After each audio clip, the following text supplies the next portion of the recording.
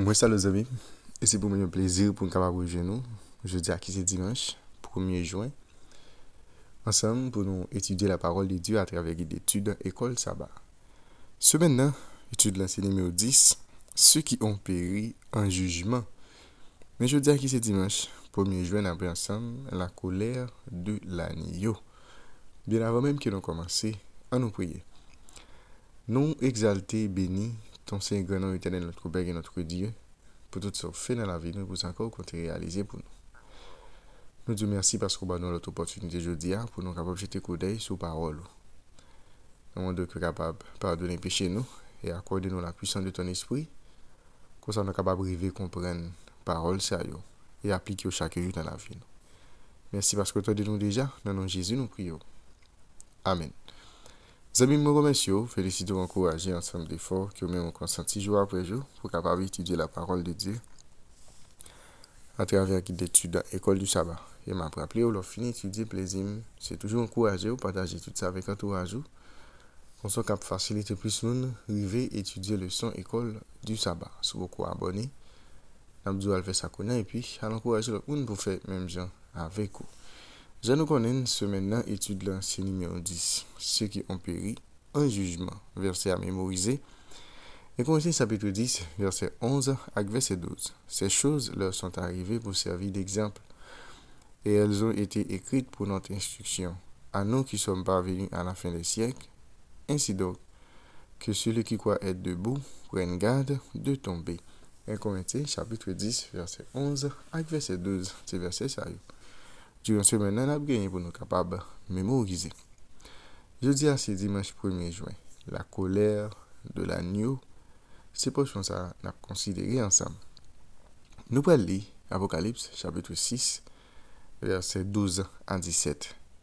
Considérez les détails de la réaction de ces personnes face aux événements de la fin du monde se déroulant soudainement. Que remarquez-vous à propos de leur réaction?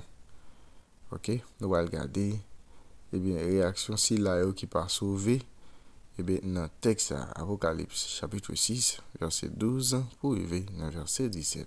J'ai regardé quand il ouvrit le 6e sceau, et il y eut un grand tremblement de terre. Le soleil devint noir comme un sac de crin.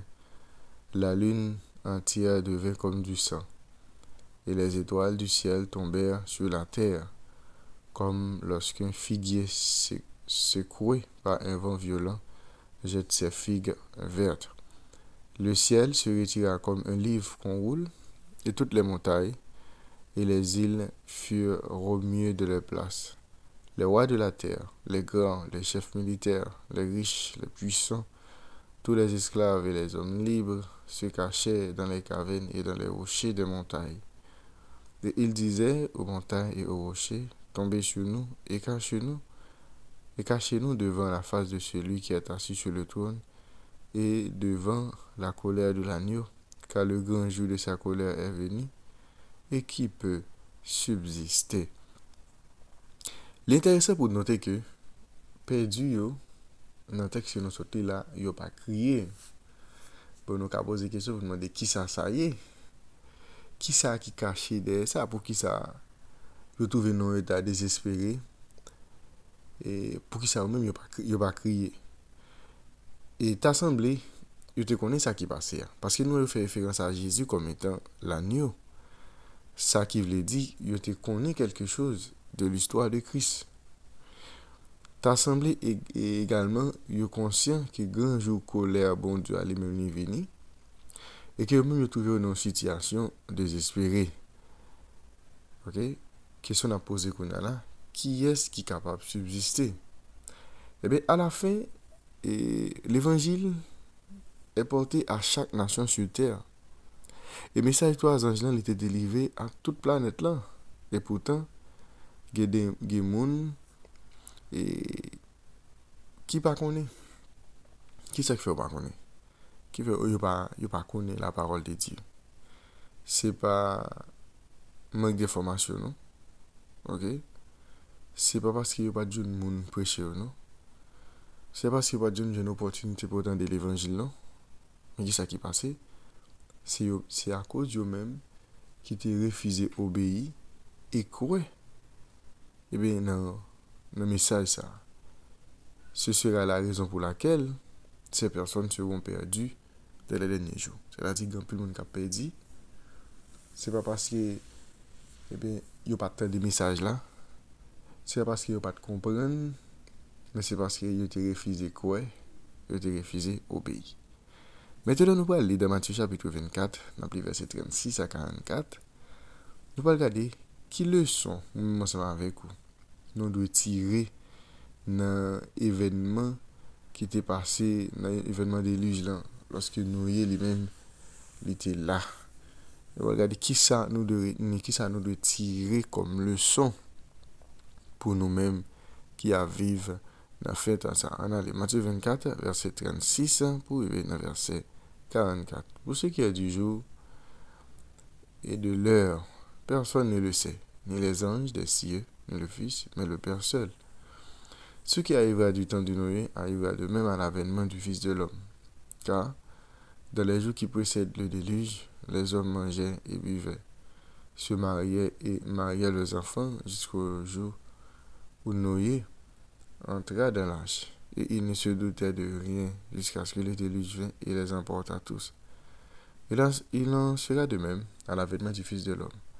Alors, deux hommes qui seront dans un champ, l'un sera pris et l'autre laissé. Deux femmes qui monteront à la mêle, l'une sera prise et l'autre laissée.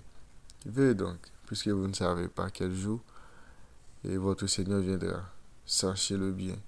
Si le maître de la maison savait à quelle veille de la nuit le voleur doit venir, il veillerait et ne laissera pas percer sa maison. C'est pourquoi, vous aussi, tenez-vous prêts, car le Fils de l'homme viendra à l'heure où vous n'y penserez pas. Mais Jésus utilisait l'histoire du déluge pour avertir nous que seconde venue là, et la surprendre en peu de monde. Et ce qui fait la surprendre monde, c'est parce qu'il y a un peu de monde qui pas croire dans la parole de bon Dieu, il pas lire la Bible, il pas prêter attention avec ça. C'est ça qui fait et la surprendre en peu de monde. Eh bien, seconde venue Jésus, normalement, il ne peut pas le constituer en surprise pour s'il a un machin ensemble avec Christ. Même gens, et déluge là, il n'est pas en surprise pour le monde. Ok? Et comme si c'est pas parce que le monde te manque d'informations qui fait déluge intervenir en surprise pour eux. Ok? Il y a quelques surprises sont bagailles qui vont arriver qu'on ne pas connaît. Et ça fait nous pas parler des surprises en quelque sorte pour déluge là ou bien pour retour Jésus parce que c'est un bagage qui a averti des millénaires ou bien des années, jour après jour n'attendait. Mais ça qui paraît intéressant, ou bien, si ne pas le dire intéressant, mais qui paraît drôle en quelque sorte, c'est parce que malgré tout le temps ça, et bien que l'évangile a prêché, Gemoun retour Jésus à la surprendre. Même j'ai pour un peu le monde, nous avons été fait 120 années, c'est sa chronologie biblique qui dit. Nous avons été fait 120 années à prêcher, mais ça n'a pas empêché pour un certain nombre de monde que des gens étaient venus comme une surprise dans le sens que c'est parce qu'ils ont manqué d'informations, mais c'est parce qu'ils n'ont pas voulu croire. Mais ils te connaissent ça qui va arriver, mais ils tout simplement pas quoi là-dedans. Eh bien, pendant ce temps, de nombreuses personnes, et ça nous connaît qui refusent, mais qui qu'on est consolé, on dit bon, et je dis bon, prophétie ça n'a pas pu réaliser vrai, causerie tout Jésus n'a pas réalisé pour qui ça va passer. Depuis une fête, on t'a parlé de retour Jésus, et on dit mais ça peut arriver, eh bien, j'aime arriver, toujours parler de retour Jésus. Et puis qui ça, je viens bah comme conclusion, eh bien, je dis que et parole ça, c'est des fausses prophéties qui sont pas réelles. Ils ont utilisé l'histoire de les gens comme un contexte. Et dit Pierre écrit vous le dit dans les derniers jours, il viendra les moqueurs avec leur raillerie, marchant selon leur propre convoitise en disant où est la promesse de son avènement. C'est ça un peu pour me dire. Pour les plus faites de parler du retour de Jésus. Mais coup d'âme grand monde, Jésus pas jamais retourner. Il dit depuis notre papa, ok, il a parlé de retour Jésus depuis bien des années, bah j'aimerais le paraître. Il y a des gens qui peuvent utiliser parole ça pour dire que prophétie concernant retour Jésus, c'est des fausses prophéties. Ou bien un ensemble d'événements qu'il a prédit qui va arriver, ou bien sous base ça, il va dire, c'est pas la vérité. Et bien, à mesure que les années les a passé, et bien, sentiment ça, c'est grandi là quand le monde. Parce qu'à chaque temps qui passe, chaque génération qui passe, ouais, Jésus va retourner, et bien, ça, il vient rendre un peu le monde rebelle, il vient rendre incrédule. C'est-à-dire, vraiment, ça avec vous, nous besoin croire dans la parole de Dieu et soumettre ensemble avec lui. D'ailleurs, nous connaissons dans l'espace de temps, bon Dieu n'est pas limité. C'est-à-dire, nous-mêmes, l'homme, nous pas vivons plus de temps sur la terre. C'est-à-dire, si grâce que nous vivons là, il n'est pas représenté rien pour bon Dieu. Et ça fait, ça qui est important, c'est croire dans la parole bon Dieu. C'est pas mettre d'autres dans l'esprit nous, ou dans l'esprit de l'autre monde. C'est croire dans la parole bon Dieu et puis soumettre ensemble avec lui. Ma réflexion journée, dans l'expérience de chaque personne, la seconde venue de Jésus, ou dans certains cas, la troisième venue, n'est jamais qu'un moment après la mort. Et nous savons tous combien la vie passe rapidement. Comment cette perspective peut-elle nous aider à gérer le retard? La colère de l'agneau, c'est portion d'étude. Je dis, Éternel notre Père et notre Dieu. Merci pour révélation parole. Aidez-nous pour que jour après jour nous comprenions instruction ça et mettez en application ça nous doit mettez en application dans la vie. Fais grâce, tu qui mérite. Dans le nom de Jésus, nous prions. Amen. Vous avez déjà une bonne étude, bonne journée et à la prochaine.